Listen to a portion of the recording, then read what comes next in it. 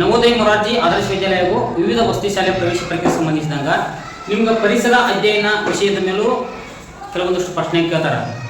ಪರಿಸರ ಅಧ್ಯಯನ ವಿಷಯದಲ್ಲಿ ಇವತ್ತಿನ ದಿವಸ ನಾವೇನು ಮಾಡ್ತಾನ ಕುಟುಂಬ ಅಂತಕ್ಕಂಥ ಪಾಠವನ್ನು ತಿಳ್ಕೊಂಡ್ರಿ. ನೋಡ್ರಿ, ಈಗಾಗಲೇ ಕುಟುಂಬ ಎಂದ್ರೆ ತಿಳ್ಕೊಂಡ್ರಿ. ಕುಟುಂಬ ಅಂದ್ರೆ ಏನಪ್ಪ ಅಂದ್ರೆ ರಕ್ತ ಸಂಬಂಧಿಗಳು ಕೂಡಿ ಒಂದೇ ಮನೆಯಲ್ಲಿ ವಾಸಿಸುವುದನ್ನ ಕುಟುಂಬ ಎಂದು ಕರೀತಾರೆ.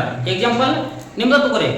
ಈಗ ನಿಮ್ಮ ಮನೆಯಲ್ಲಿ ನಿಮ್ಮ ಅಜ್ಜ ಅದಾನ, ನಿಮ್ಮ ಅಯ್ಯ ಅದಾರ, ನಿಮ್ಮಪ್ಪ, ನಿಮ್ಮ ಮಮ್ಮಿ, ನೀವ ಎಲ್ಲ ಕೂಡಿ ಒಂದು ಮನೆ ವಾಸ ಮಾಡ್ತಾರಲ್ಲ, ನೀವೆಲ್ಲ ಏನಪ್ಪ ಅಂದ್ರೆ ರಕ್ತ ಸಂಬಂಧಿಗಳು. ಅಂದ್ರೆ ಕುಟುಂಬ ಅಂದ್ರೆ ಏನಪ್ಪ ಅಂದ್ರೆ ರಕ್ತ ಸಂಬಂಧಿಗಳು ಕೂಡಿ ಒಂದೇ ಮನೆಯಲ್ಲಿ ವಾಸಿಸುವುದನ್ನ ಕುಟುಂಬ ಅಂತ ಕರೀತಾರೆ. ಇಲ್ಲಿ ಪರೀಕ್ಷೆಯಲ್ಲಿ ಏನ್ ಮಾಡ್ತಾರಪ್ಪ ಅಂದ್ರ ಕುಟುಂಬ ಪಾಠದಲ್ಲಿ ವಂಶ ವೃಕ್ಷವನ್ನು ಕೇಳೋ ಟೈಮ್ದಾಗ ಒಂದಷ್ಟು ಸಂಕೇತಗಳನ್ನು ಕೇಳ್ತಾರ ಅವರು. ಒಂದು ಸಂಕೇತ ಕೊಡ್ತಾರ. ಈ ಸಂಕೇತ ಏನು ಸೂಚಿಸುತ್ತದೆ ಅಂತ ಕೊಡ್ತಾರ. ಎಕ್ಸಾಂಪಲ್ ನೋಡ್ರಿ, ಒಂದು ಚಿಹ್ನೆ ಐತಿ. ಈ ಚಿಹ್ನೆ ಏನ್ ತೋರಿಸ್ತಾ ಈ ಚಿಹ್ನೆ ಇದೇನಪ್ಪ ಅಂದ್ರೆ ಗಂಡು.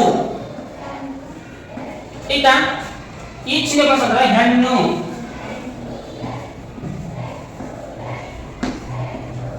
ಈ ಚಿಹ್ನೆ ಬಂದ್ರೆ ಹೆಣ್ಣು ಅಂತ ಸೂಚಿಸುತ್ತೆ. ನೋಡ್ರಿ, ಈ ರೀತಿಯಾಗಿ ಇವು ವಂಶವೃಕ್ಷದಲ್ಲಿ ಗಂಡು ಮತ್ತು ಹೆಣ್ಣು ಅಂತಕ್ಕಂಥ ವಿಷಯಗಳನ್ನು ತಿಳಿಸ್ತಕ್ಕಂಥ ಸಂಕೇತಗಳಿವು. ಈಗ ನಿಮ್ಮ ವಂಶವೃಕ್ಷನ ಕೇಳ್ತಾರೆ. ಯಾವ ರೀತಿ ಕೇಳ್ತಾರೆ? ಈ ರೀತಿ ಇರುತ್ತೆ.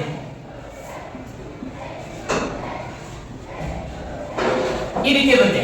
ಈ ರೀತಿ ಕೊಟ್ಟ ಇದು ಏನೇನು ಸೂಚಿಸುತ್ತದೆ ಅಂತ ಹೇಳಿದಾಗ ನೀವೇನ್ ಮಾಡಪ್ಪ ಅಂತಂದ್ರೆ ಏನ್ ಸೂಚಿಸುತ್ತೆ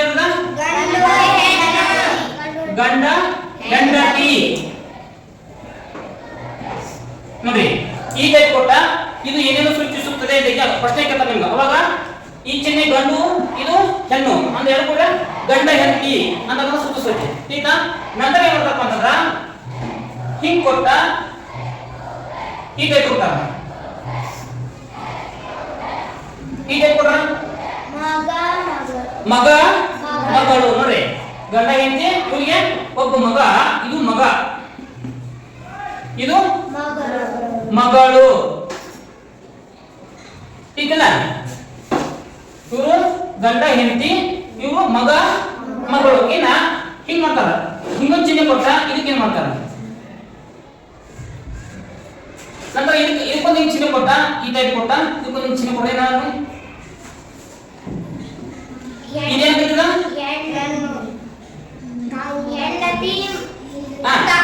ಇವಂಗ ಹೆಂಡತಿ, ಮಗನ್ ಹೆಂಡತಿ. ಆದ್ರೆ ಇವ್ರಿಗೆ ಏನದ ಸೊಸೆ. ಅರ್ಥಾತ್ ನೋಡ್ರಿ, ಅಣ್ಣ ತಂಗಿ, ಅಣ್ಣನ ಮದುವೆ ಆಗ್ತದ ಅಣ್ಣನ ಹೆಂಡತಿ, ಇವರಿಗೆ ಮಗನ ಹೆಂಡತಿ, ಇವರಿಗೆ ನಾದ್ನೆ ಇತ್ತಲ್ಲ ಅಣ್ಣನ ಹೆಂಡತಿ. ಈಗ ನೆಕ್ಸ್ಟ್ ನೋಡ್ರಿ, ಈ ನೋಡ್ರಿ, ಈಗ ಈ ಚಿಹ್ನೆ ಹಿಂಗ್ ಮಾಡಿದ ಮಗಳ ಗಂಡ, ಇವ್ರಿಗೆ ಏನದ ಅಳಿಯ. ಈಗ ಈಗೀಗ ಏನದ ಗಂಡ. ಈಗ ಇವ್ರಿಗೆ ಅಳಿಯ. ಅರ್ಥಾತ್ ನೋಡ್ರಿ, ತಂದೆ ತಾಯಿಯವರ ತಂದೆ ತಾಯಿ ಮಕ್ಕಳ ಒಂದು ಗಂಡ ಒಂದು ಹೆಣ್ಣ ಅಂದ್ರೆ ಅಣ್ಣ ತಂಗಿ. ಈಗ ಅಣ್ಣ, ಈ ಅಣ್ಣನ ಮದುವೆಗೆ ಒಬ್ಬ ಹೆಂಡತಿ, ನಂತರ ತಂಗಿಗೆ ಮದುವೆ ಗಂಡ. ಈಗ ಇನ್ ನೋಡ್ರಿ, ಇಲ್ಲಿ ಹಿಂಗ್ ಮಾಡ್ತಾರ. ಹಿಂಗ್ ಕೊಟ್ಟ ಈ ಚಿಹ್ನೆ ಕೊಡ್ತಾರ. ಈ ಟೈಪ್ ಕೊಟ್ಟಾಗ ಹಿಂಗ್ ಕೊಡ ತಗೋರಿ. ಈಗ ಏನ ಮಕ್ಕಳು. ಯಾರು ಮಕ್ಕಳ? ಎರಡು ಹೆಣ್ಣು ಮಕ್ಕಳಲ್ಲ, ಇವರಿಗೆ ಎರಡು ಹೆಣ್ಣು ಮಕ್ಕಳು. ಹೆಣ್ಣು ಮಕ್ಕಳು. ನಿಮ್ ತಿಲ್ಲ ವೃತ್ತ ಅಂತಪ್ಪ ಅಂದ್ರೆ ಹೆಣ್ಣು ಮಕ್ಕಳು ಸೂಚಿಸುತ್ತೆ. ಚೌಕಿ ಅಂತಂದ್ರೆ ಗಂಡು ಮಕ್ಕಳ ಸೂಚಿಸುತ್ತೆ. ನೋಡ್ರಿ, ಗಂಡ ಇಬ್ಬರಿಗೂ ಎರಡು ಮಕ್ಕಳು ಅಂತ ಅರ್ಥ. ಈಗ ಇವರಿಂದ ಬಂದಿಲ್ಲ, ಇವರಿಗೆ ಎರಡು ಮಕ್ಕಳ, ಎರಡು ಹೆಣ್ಣು ಮಕ್ಕಳು ಅಂತ ಅರ್ಥ. ಈಗ ಅಕಸ್ಮಾತ್ ಇಲ್ಲಿ ಕೊಡ್ರಿ ತಗೋ. ಹಿಂಗ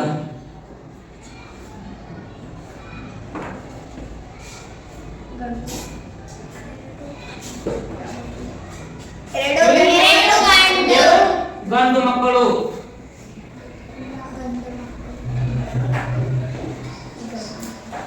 ಈಗ ವಂಶವೃಕ್ಷ ನಿಮ್ಮ ವಂಶವೃಕ್ಷ ಈ ಟೈಪ್ ಕೊಟ್ಟ ಒಂದಷ್ಟು ಪ್ರಶ್ನೆ ಕೊಡ್ತಾರೆ. ನೀವು ಯಾವ ರೀತಿ ಕೇಳಿದ್ರು ಬರೆಯಕ ಎಲಿಜಿಬಲ್ ಇರಬೇಕು. ನೋಡ್ರಿ ಫಸ್ಟ್ ನೋಡಿ ಹಂಗ ಒಂದ ನಾವು ಪ್ರಶ್ನೆ ಕೇಳ್ತಾ ನೋಡ್ರಿ.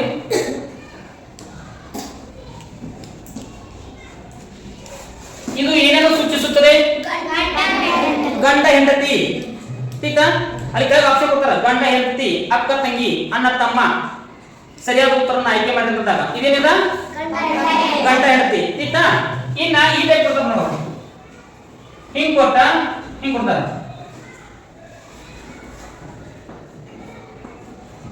ಇದು ಏನೇನು ಸೂಚಿಸುತ್ತದೆ? Very good. ಮಗಳು ಮಗಳನ್ನು ಸೂಚಿಸುತ್ತೆ, ಜೊತೆಗೆ ಅಕ್ಕ ತಮ್ಮನು ಸೂಚಿಸುತ್ತೆ. ठीक ಇಲ್ಲಿ ಬರೋದು ಅಕ್ಕ, ಇಲ್ಲಿ ಬರೋದು ತಮ್ಮ. ಅವ್ರು ಹಿಂಗೂ ಕೇಳ್ಬೋದು ಅಥವಾ ಮಗಳು ಮಗ ಅಂತಾನು ಕೇಳ್ಬೋದು. ಅರ್ಥಾತ ಇನ್ನೊಂದು ಟೈಪ್ ಕೇಳ್ತಾರೆ ನೋಡಿ. ಇದು ಅರ್ಥಾತ ಇನ್ನೊಂದು ಟೈಪ್ ಕೇಳ್ತಾರೆ. ಯಾವ ಟೈಪ್ ನೋಡ್ರಿ?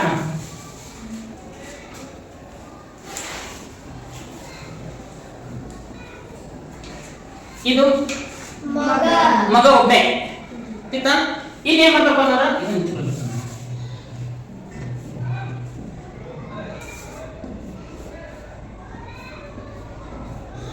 ಈ ಟೈಪ್ ಸೇರಿದ್ರೆ ಮಗನ. ಇನ್ನ ಈ ಕಡೆ ಮತ್ತೆ ಅವ್ರು ಹಿಂಗೆ ಚಿಹ್ನೆ ಬಿಡ್ತಾರೆ. ಇದು ಏನೇನು ಸೂಚಿಸುತ್ತದೆ? ಏನ್ ಹೇಳದ? ಮಗ ಹೆಂಡತಿ. ಇತ್ತಲ್ಲ ಅಂದ್ರೆ ಇವರಿಗೆ ಏನದ? ಮಗನ ಹೆಂಡತಿ. ठीक ಈ ರೀತಿಯಾಗಿ ವಂಶವೃಕ್ಷವನ್ನ ರಚನೆ ಮಾಡಬೇಕಾಗ್ತದ. ठीक ವಂಶವೃಕ್ಷ ಯಾವ್ದು? ಚೌಕ ಗಂಡು ಸೂಚಿಸ್ತದ, ವೃತ್ತ ಹೆಣ್ಣುನ ಸೂಚಿಸ್ತದ. ಓಕೆ,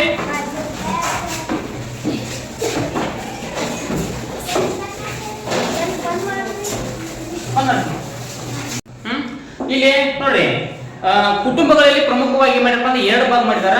ಒಂದು ವಿಭಕ್ತ ಕುಟುಂಬ, ಇನ್ನೊಂದು ಅವಿಭಕ್ತ ಕುಟುಂಬ ಅಂತ ಎರಡು ಭಾಗ ಮಾಡಿದಾರ. ನಿಮ್ಗೆ ನವೋದಯ ಮತ್ತು ಮೊರಾರ್ಜಿ ಆದರ್ಶ ವಿದ್ಯಾಲಯ ವಿವಿಧ ವಸತಿ ಶಾಲೆಗಳ ಪ್ರವೇಶ ಪರೀಕ್ಷೆಗಳಲ್ಲಿ ಯಾವ ರೀತಿ ಪ್ರಶ್ನೆಗಳನ್ನ ಕೇಳ್ತಾರ ಅಂತಕ್ಕಂಥ ವಿಷಯವನ್ನ ನಾವೇನ್ ಮಾಡಪ್ಪ ಅಂದ್ರೆ ಇವತ್ತೊಂದು ಚರ್ಚೆ ಮಾಡೋಣ. ನೋಡ್ರಿ ಒಂದೇ ಪ್ರಶ್ನೆ ನೋಡ್ರಿ. ಎರಡಕ್ಕಿಂತ ಹೆಚ್ಚು ತಲೆಮಾರಿನವರು ಒಂದೇ ಮನೆಯಲ್ಲಿ ವಾಸ ಮಾಡುತ್ತಿದ್ದರೆ ಅದನ್ನ ಅವಿಭಕ್ತ ಕುಟುಂಬ ಎಂದು ಕರೆಯುತ್ತಾರೆ. ನೋಡ್ರಿ ಹೆಂಗಪ್ಪ ಅಂತಂದ್ರ ಅವಿಭಕ್ತ ಕುಟುಂಬ ಮತ್ತು ವಿಭಕ್ತ ಕುಟುಂಬದ ಡಿಫರೆನ್ಸ್ ತಿಳ್ಕೊರಿ. ವಿಭಕ್ತ ಕುಟುಂಬ ಅಂತಂದ್ರ ಸಣ್ಣ ಕುಟುಂಬ, ಅವಿಭಕ್ತ ಕುಟುಂಬ ಅಂತಂದ್ರ ದೊಡ್ಡ ಕುಟುಂಬ. ನೋಡ್ರಿ ಎರಡಕ್ಕಿಂತ ಹೆಚ್ಚು ತಲೆಮಾರಿನವರು ಒಂದೇ ಮನೆಯಲ್ಲಿ ವಾಸ ಮಾಡುತ್ತಿದ್ರ ಅದನ್ನ ಅವಿಭಕ್ತ ಕುಟುಂಬ ಅಂತ ಕರೀತಾರ ಅಂತಂದ್ರೆ ಯಾವ ರೀತಿ ನೋಡ್ರಿ. ಯಾವಪ್ಪ ಅಂತಂದ್ರ ಒಂದೇ ಮನೆಯಲ್ಲಿ ನಿಮ್ಮ ಅಜ್ಜ, ಅಜ್ಜಿ, ನಿಮ್ಮಪ್ಪ, ನಿಮ್ಮ ಕಾಕ, ನಿಮ್ಮ ದೊಡ್ಡಪ್ಪ ಇವೆಲ್ಲರೂ ಜೊತೆಗೆ ನಿಮ್ಮ ಮಮ್ಮಿಗಳ ಸಣ್ಣವ, ದೊಡ್ಡವ, ನಿಮ್ಮ ಅಂತಮ್ರ ಇವರೆಲ್ಲರೂ ಕೂಡಿ ಒಂದೇ ಮನೆಯಲ್ಲಿ ವಾಸ ಮಾಡ್ತಿದ್ರ ಅದಕ್ಕೆ ಏನಂತ ಕರೀತಾರಪ್ಪ ಅಂತಂದ್ರ ಅವಿಭಕ್ತ ಕುಟುಂಬ ಅಂತ ಕರೀತಾರ. ಅವಿಭಕ್ತ ಕುಟುಂಬ ದೊಡ್ಡದಾಗಿರ್ತೈತಿ. ಇತ್ತಲ್ಲ, ಅವಿಭಕ್ತ ಕುಟುಂಬ ದೊಡ್ಡದಾಗಿರ್ತೈತಿ. ಅದಕ್ಕಾಗಿ ಎರಡಕ್ಕಿಂತ ಹೆಚ್ಚು ತಲೆಮಾರಿನವರು ಒಂದೇ ಕುಟುಂಬದಲ್ಲಿ ಅಥವಾ ಒಂದೇ ಮನೆಯಲ್ಲಿ ವಾಸ ಮಾಡ್ತಿದ್ರ ಅದಕ್ಕೆ ಅವಿಭಕ್ತ ಕುಟುಂಬ ಅಂತ ಕರೀತಾರ. ಆಯ್ತಾ? ಇನ್ನ ಕೇವಲ ಎರಡು ತಲೆಮಾರಿನವರು ಮಾತ್ರ ವಾಸಿಸುವ ಚಿಕ್ಕ ಕುಟುಂಬವನ್ನ ವಿಭಕ್ತ ಕುಟುಂಬ ಎಂದು ಕರೆಯುತ್ತಾರೆ. ನೋಡ್ರಿ, ವಿಭಕ್ತ ಕುಟುಂಬ ಅಂತಂದ್ರ ಗಂಡ, ಹೆಂಡತಿ, ಮಕ್ಕಳ ಇಷ್ಟ ಕೂಡಿ ವಾಸ ಮಾಡ್ತಾ ಇದ್ರ ಅಂತಂದ್ರ ಅದಕ್ಕೆ ಏನ್ ಕರೀತಾರಪ್ಪ ಅಂದ್ರೆ ವಿಭಕ್ತ ಕುಟುಂಬ ಅಂತ ಕರೀತಾರ. ಇವತ್ತಿನ ಆಧುನಿಕ ಪ್ರಪಂಚದಲ್ಲಿ ಏನಾಗಿಪ್ಪ ಅಂದ್ರ ತಂದೆ ತಾಯಿಗಳು, ನಿಮ್ಮ ತಂದೆ ತಾಯಿಗಳು ಆಗಿರ್ಬೋದು ಅಥವಾ ಯಾರೋ ಒಬ್ಬರಾಗಿರ್ಬೋದು, ಏನಾದ್ರು ನೌಕರಿ ಸಿಕ್ತಪ್ಪ ಅಂದ್ರೆ ಅವ್ರು ಏನ್ ಮಾಡ್ತಾರೋ ಸಿಟಿಗೆ ಹೋಗ್ಬಿಡ್ತಾರ. ಸಿಟಿಗೆ ಹೋದ್ಕೂಲ ಏನ್ ಮಾಡ್ತಾರೆ, ಅಲ್ಲಿ ಗಂಡ, ಹೆಂಡತಿ, ಮಕ್ಕಳ ಇಷ್ಟ ವಾಸ ಮಾಡ್ತಾರ. ಇತ್ತಲ್ಲ, ಅದಕ್ಕಾಗಿ ಗಂಡ, ಹೆಂಡತಿ, ಮಕ್ಕಳು ವಾಸ ಮಾಡೋದಕ್ಕೆ ಏನಪ್ಪ ಅಂತಂದ್ರ ಅದಕ್ಕೆ ಅವಿಭಕ್ತ ಕುಟುಂಬ ಅಥವಾ ಚಿಕ್ಕ ಕುಟುಂಬ ಅಂತ ಕರೀತಾರ. ಮೈಕ್ರೋ ಕುಟುಂಬ, ಮೈಕ್ರೋ ಫ್ಯಾಮಿಲಿ ಅಂತ ಕರೀತಾರ. ಆಯ್ತಾ? ಡಿಫ್ರೆನ್ಸ್ ಗೊತ್ತಲ್ಲ? ಅವಿಭಕ್ತ ಕುಟುಂಬ, ವಿಭಕ್ತ ಕುಟುಂಬ.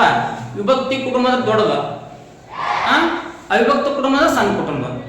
ಓಕೆ, ನೆಕ್ಸ್ಟ್ ನೋಡ್ರಿ, ಮರದ ಕಲ್ಪನೆಯಂತೆ ತಲೆಮಾರುಗಳಿಗೆ ಹರಡುತ್ತಾ ಹೋಗುವ.